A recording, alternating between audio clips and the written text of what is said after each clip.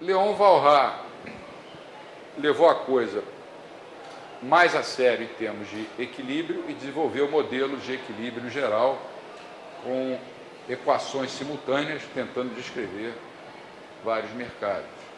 Depois ele teve o reforço de peso do Vilfredo Pareto na Itália, mais ou menos em 1910.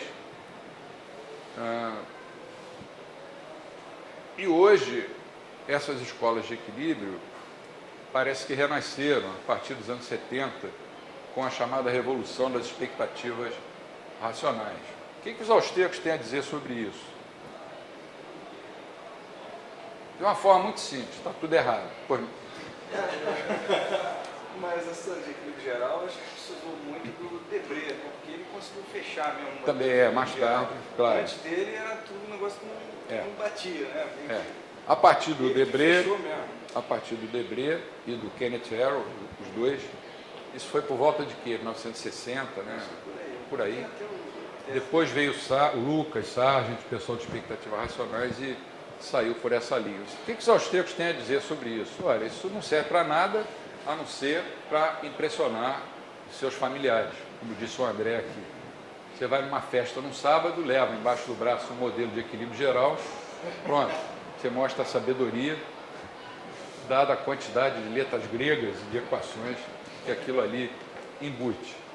O que nós estamos interessados em estudar é o mundo real, que é um mundo subjetivo. Uma pergunta importante: custos determinam preço ou preços determinam custos? Vocês lembram de um anúncio que tinha na televisão há alguns anos atrás, de um biscoito? Tostines vende mais porque é fresquinho ou é fresquinho porque vende mais?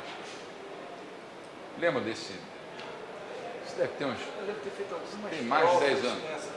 Em algumas provas eu colocava essa pergunta, na época que o Christian era aluno de graduação, porque eu achava esse anúncio inteligente, eu ficava pensando. E colocava nas provas para ver se algum aluno respondia e dava uma resposta satisfatória, porque eu também não tinha encontrado uma resposta satisfatória. Eu digo, pode ser que algum aluno consiga me responder isso. Primeiro eu colocava nas turmas de mestrado, de graduação, depois em turmas de mestrado, depois até em turmas de doutorado. No fundo, como é que a gente responde essa pergunta? Vamos considerar uma economia muito simples mesmo, com 3 estágios de produção. Uma fazenda que produz trigo, um moinho que compra o trigo do fazendeiro e fabrica farinha, e depois vende a farinha para o primo da esposa do professor André de Azevedo Alves, que tem uma padaria, né, em Portugal, para o padeiro. E o padeiro vende ao consumidor.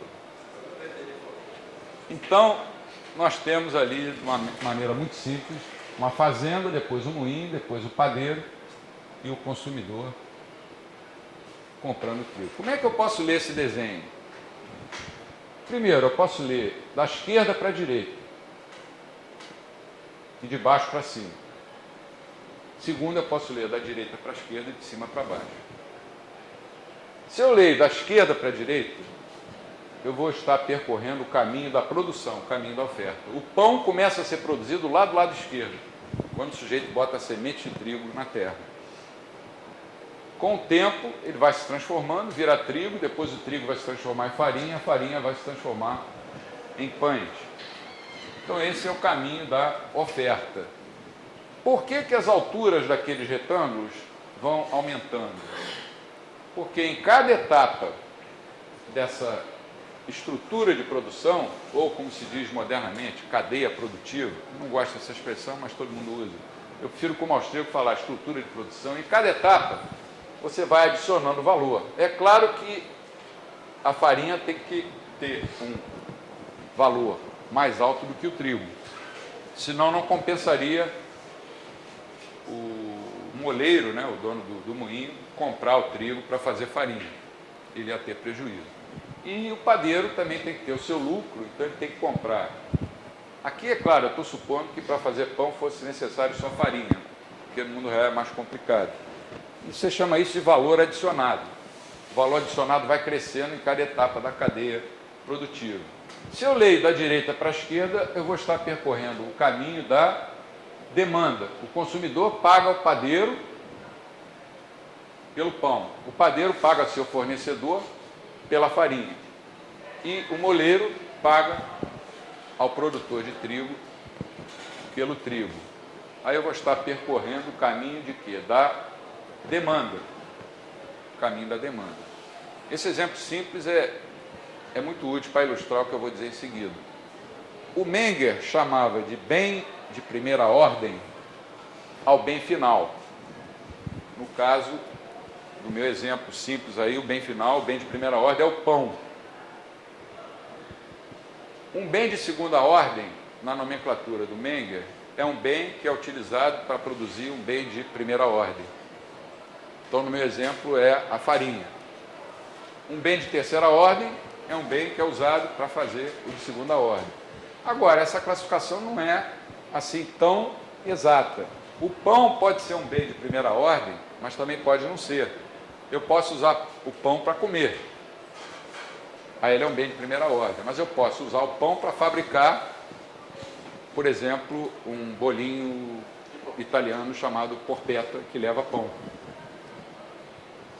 Ele é um dos ingredientes. Aí ele seria um bem de segunda ordem.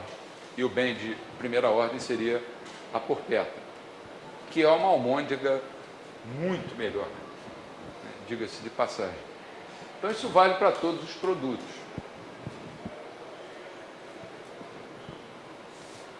Repara, nós podemos aproximar esse desenho por um triângulo. Se você imaginar uma hipotenusa partindo daqui e chegando até lá, o alto do último estágio.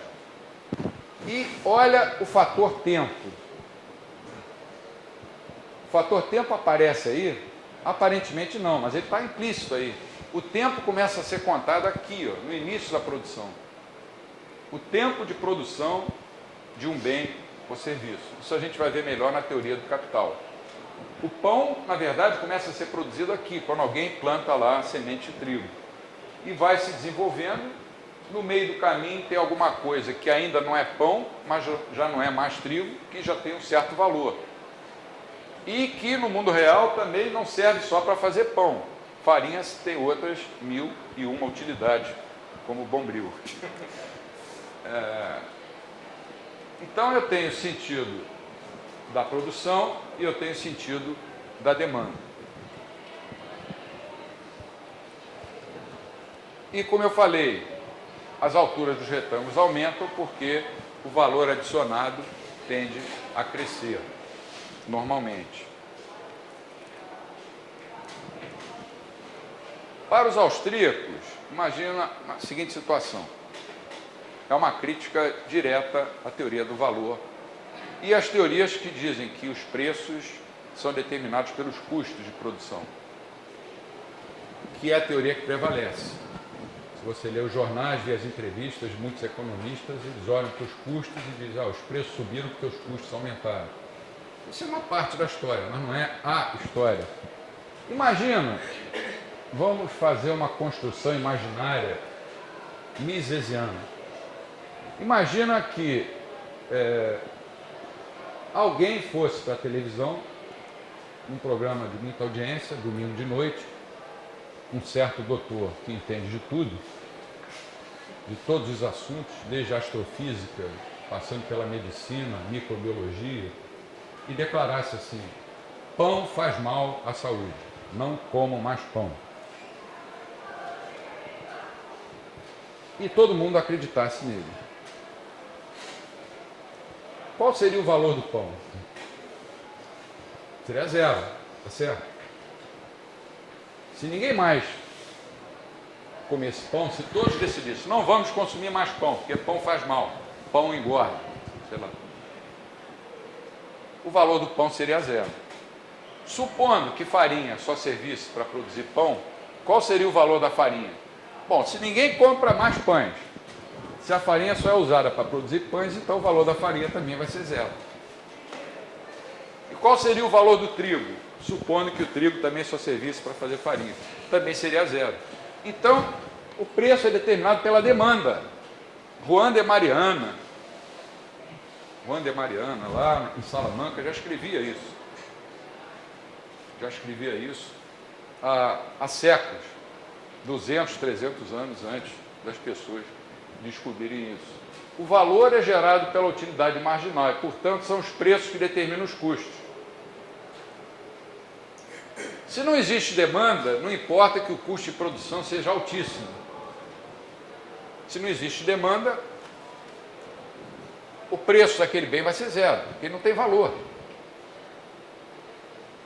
Na verdade, se você olhar com calma, você vai ver que custos são preços, com sinal trocado. Se eu sou padeiro e compro farinha do Bernardo, para mim, isso vai ser um custo. Para ele vai ser um preço. Eu estou pagando e ele está recebendo. Então, para os economistas da escola austríaca, o principal componente na determinação do valor é a utilidade marginal e são os preços que determinam os custos, ou seja, dependem da demanda. É claro que não depende exclusivamente da demanda, mas é a demanda que vai determinar, ou a procura, né, que vai determinar os preços. Eu posso simplificar aquele desenho e traçar um vetor de demanda e um vetor de oferta, sem espantar, eventualmente, os puristas que vierem a ver o vídeo que está sendo gravado. Por que eu estou usando um gráfico? Que é uma coisa que os austríacos tradicionais simplesmente não usavam. A única resposta que eu dou é para simplificar e para poder comparar com a mainstream economics. Eu não estou deixando de ser austríaco, não vou deixar de ser austríaco agora nem por um minuto. Aqui começa a produção do pão. O tempo é contado da esquerda para a direita. Quando você chega aqui na última etapa da cadeia produtiva, no bem de primeira ordem, acompanhando o vetor de demanda, o vetor verde, você vai ver que ele tem um valor mais alto do que todos, tal como no desenho. E no vetor de demanda, você vê que ele vai decrescendo. Posso chamar de vetor porque tem as propriedades da análise vetorial, mas isso não é importante para o que a gente vai falar agora. Eles têm módulo, têm direção e têm sentido, né? Então você pode chamar de vetor, matematicamente pode chamar de vetor. Repara que os dois vetores podem ser paralelos, podem coincidir ou podem se cortar. Essa é a vantagem da gente usar, às vezes, o instrumental gráfico para ilustrar, ajudar a gente a pensar melhor. Em vez de gastar 100 mil palavras, a gente gasta 50 mil e mostra o resto no gráfico. Quando os economistas vão estudar microeconomia na mainstream, eles aprendem, geralmente no curso em micro 2, né, micro 1 estuda a teoria do consumidor, em micro 1 você aprende que o consumidor é um sujeito que maximiza a utilidade.